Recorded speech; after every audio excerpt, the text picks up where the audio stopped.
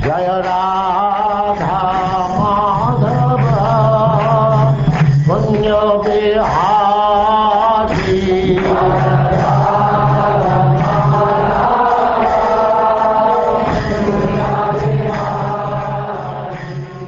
And now chapter 18, Lord Vamanadev, the Dwarf Incarnation.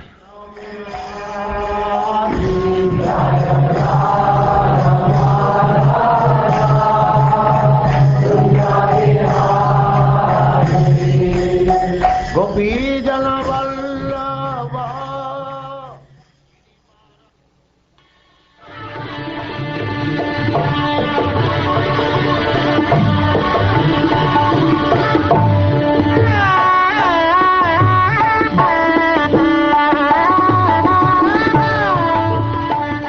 Shukdev Goswami said, after Lord Brahma had thus spoken, glorifying the Supreme Lord's activities and prowess, the Supreme Personality of Godhead, who is never subject to death like an ordinary living being, appeared from the womb of Aditi. His 4 hands were decorated with a conch shell, club, lotus, and disc. He was dressed in yellow garments, and his eyes appeared like the petals of a blooming lotus. The body of the Supreme Personality of Godhead, blackish in complexion, was free from all inebrieties. His lotus face, decorated with earrings resembling sharks, appeared very beautiful, and on his bosom was the mark of Srivatsa. He wore bangles on his wrists, armlets on his arms, a helmet on his head, a belt on his waist, a sacred thread across his chest, and ankle bells decorating his lotus feet. An uncommonly beautiful garland of flowers decorated his bosom, and because the flowers were extremely fragrant, a large group of bees, making their natural humming sounds, invaded them for honey. When the Lord appeared, wearing the Kaustubha gem on his neck, his effulgence vanquished the darkness in the home of the Prajapati Kashyapa. At that time, there was happiness in all directions, in the reservoirs of water like the rivers and oceans, and in the core of everyone's heart. The various seasons displayed their respective qualities, and all living entities in the upper planetary system, in outer space, and on the surface of the earth were jubilant. The demigods, the cows, the Brahmins, and the hills and mountains were all filled with joy. On the day of Shravana Dvadashi, the 12th day of the bright fortnight in the month of Bhadra, or August-September, when the moon came into the lunar mansion Shravana, at the auspicious moment of Abhijit, the Lord appeared in this universe. Considering the Lord's appearance very auspicious, all the stars and planets, from the sun to Saturn, were munificently charitable. O King, when the Lord appeared on Dvadashi, the 12th day of the moon, the sun was at the meridian, as every learned scholar knows. This Dvadashi is called Vijaya. Conch shells, kettle drums, panavas, and anakas vibrated in concert. The sound of these and various other instruments was tumultuous.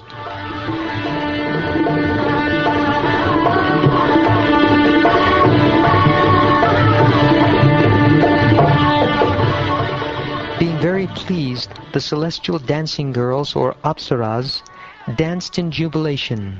The best of the Gandharvas sang songs, and the great sages, demigods, manus, pitas, and fire gods offered prayers to satisfy the Lord. The siddhas, vidyadharas, kimpurushas, kinnaras, charanas, yakshas, rakshasas, suparnas, the best of serpents, and the followers of the demigods all showered flowers on Aditi's residence, covering the entire house, while glorifying and praising the Lord and dancing. When Aditi saw the Supreme Personality of Godhead, who had appeared from her own womb, having accepted a transcendental body by his own spiritual potency, she was struck with wonder and was very happy. Upon seeing the child, Prajapati Kashyapa exclaimed, "Jai, Jai," in great happiness and wonder. The Lord appeared in his original form, with ornaments and weapons in his hands. Although this ever-existing form is not visible in the material world, he nonetheless appeared in this form. Then, in the presence of his father and mother, he assumed the form of Vamana, a Brahmin dwarf, a brahmachari, just like a theatrical actor. When the great sages saw the Lord as the brahmachari dwarf, Vamana, they were certainly very pleased. Thus they placed before them Kashyapa Muni, the Prajapati, and performed all the ritualistic ceremonies, such as the birthday ceremony. At the sacred thread ceremony of Vamanadev, the sun god personally uttered the Gayatri mantra. Brihaspati offered the sacred thread, and Kashyapa Muni offered a straw belt. Mother Earth gave him a deerskin, and the demigod of the moon, who is the king of the forest, gave him a Brahmadanda, the rod or staff of a brahmachari. His mother, Aditi, gave him cloth for underwear, and the deity presiding over the heavenly kingdom offered him an umbrella. O king, Lord Brahma offered a water pot to the inexhaustible Supreme Personality of Godhead. The 7 sages offered him kusha grass, and Mother Saraswati gave him a string of Rudraksha beads.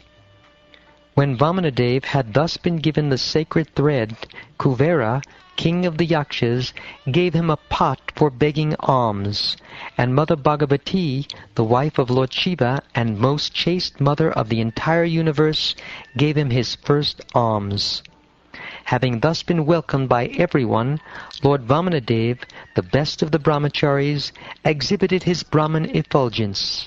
Thus he surpassed in beauty that entire assembly, which was filled with great saintly Brahmins. After Lord Sri Vamanadev set a sacrificial fire, he offered worship and performed a fire sacrifice on the sacrificial field. When the Lord heard that Bali Maharaj was performing Ashvamedha or horse sacrifices under the patronage of Brahmins belonging to the Bhrigu dynasty, the Supreme Lord, who is full in every respect, proceeded there to show his mercy to Bali Maharaj. By his weight he pushed down the earth with every step. While engaged in performing the sacrifice in the field known as Bhrigu Kacha, on the northern bank of the Narmada river, the Brahminical priests, the descendants of Bhrigu, saw Vamanadev to be like the sun rising nearby. O king, because of Vamanadev's bright effulgence, the priests, along with Bali Maharaj and all the members of the assembly, were robbed of their splendor. Thus they began to ask one another whether the sun god himself, Sanat Kumara, or the fire god had personally come to see the sacrificial ceremony. While the priests of the Bhrigu dynasty and their disciples talked and argued in various ways, the Supreme Personality of Godhead, Vamanadev, holding in his hands the rod, the umbrella, and a water pot full of water, entered the arena of the Ashvamedha sacrifice. Appearing as a Brahmin boy, wearing a belt of straw, a sacred thread, an upper garment of deerskin, and matted locks of hair, Lord Vamanadev entered the arena of sacrifice. His brilliant effulgence diminished the brilliance of all the priests and their disciples, who thus stood from their seats and welcomed the Lord properly by offering obeisances. Bali Maharaj, jubilant at seeing Lord Vamanadev, whose beautiful limbs contributed equally to the beauty of his entire body, offered him a seat with great satisfaction. Thus offering a proper reception to the Supreme Personality of Godhead, who is always beautiful to the liberated souls, Bali Maharaj worshipped him by washing his lotus feet. Lord Shiva, the best of demigods, who carries on his forehead the emblem of the moon, receives on his head with great devotion the Ganges water emanating from the toe of Lord Vishnu. Being aware of religious principles, Bali Maharaj knew this. Consequently, following in the footsteps of Lord Shiva, he also placed on his head the water that had washed the Lord's lotus feet. Bali Maharaj then said to Lord Vamanadev, "O Brahman, I offer you my hearty welcome and my respectful obeisances. Please let us know what we may do for you. We think of you as the personified austerity of the great Brahmin sages. O my Lord, because you have kindly arrived at our home, all my forefathers are satisfied. Our family and entire dynasty have been sanctified, and the sacrifice we are performing is now complete because of your presence. O son of a Brahmin, today the fire of sacrifice is ablaze according to the injunction of the Shastra, and I have been freed from all the sinful reactions of my life by the water that has washed your lotus feet. O my Lord, by the touch of your small lotus feet, the entire surface of the world has been sanctified. O son of a Brahmin, it appears that you have come here to ask me for something. Therefore, whatever you want, you may take from me.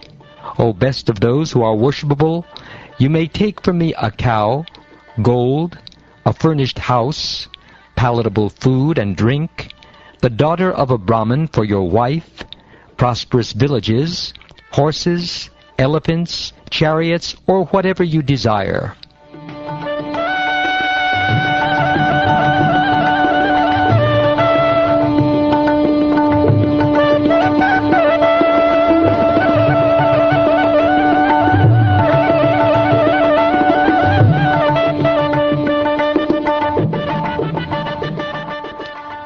Thus ends the 18th chapter of the 8th canto of the Srimad Bhagavatam, entitled Lord Vamanadev, the Dwarf Incarnation.